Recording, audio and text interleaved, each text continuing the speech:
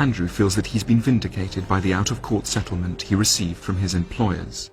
Socrates was not so fortunate. The one fact that people tend to remember about Socrates is that he faced a trial and that he was condemned to death. This has remained a very potent image, so that if you walk around the streets of Athens today, you can still see the scene represented all over the place. And that's because it has become an immensely powerful symbol of someone standing up courageously and intelligently against the will of the majority.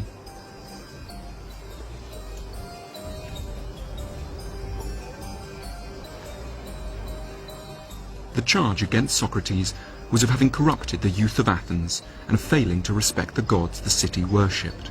The potential penalty was death. One March morning, Socrates was asked to show up at the courthouse in Athens, and Socrates was facing probably a jury of 500 Athenian citizens. And what we do know is that the atmosphere inside the courtroom was relatively hostile towards Socrates from the very beginning. They were suspicious of this man. Many of them had been questioned by him before, and they were not on his side. So Socrates was really facing the possibility that he would die, and yet he didn't lose his nerve.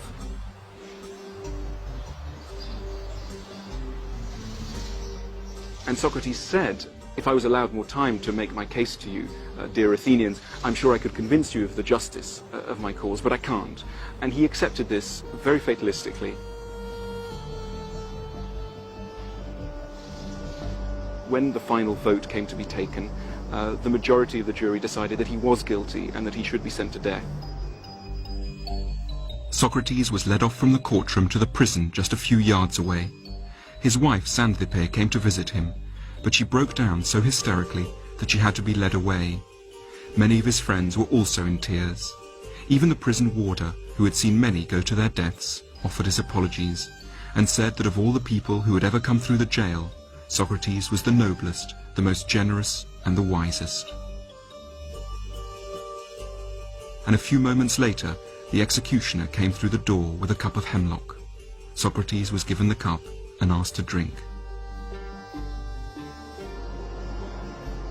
And after a few moments his legs began to feel heavy. Slowly the paralysis caused by the conine, the paralyzing agent in hemlock, started working through his body, and within a few minutes his whole body was paralyzed, and his friend Fido reached forward and shut his eyes.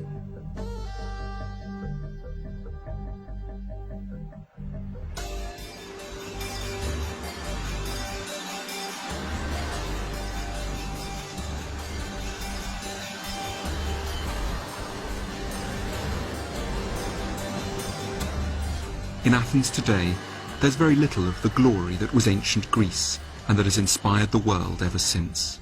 And yet, the ideas of Socrates live on.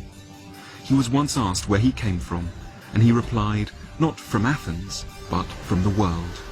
And he remains in many ways the global philosopher, born in Athens, but speaking his message to the whole of humanity.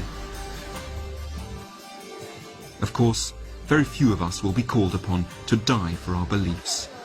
But Socrates makes us see that we all have the capacity, and indeed the duty, to stop following opinions passively, and instead to develop beliefs we can truly have confidence in. Though we're often reluctant to see it, all of us can make the transition from being a sheep to being a thinking person, that is, a philosopher.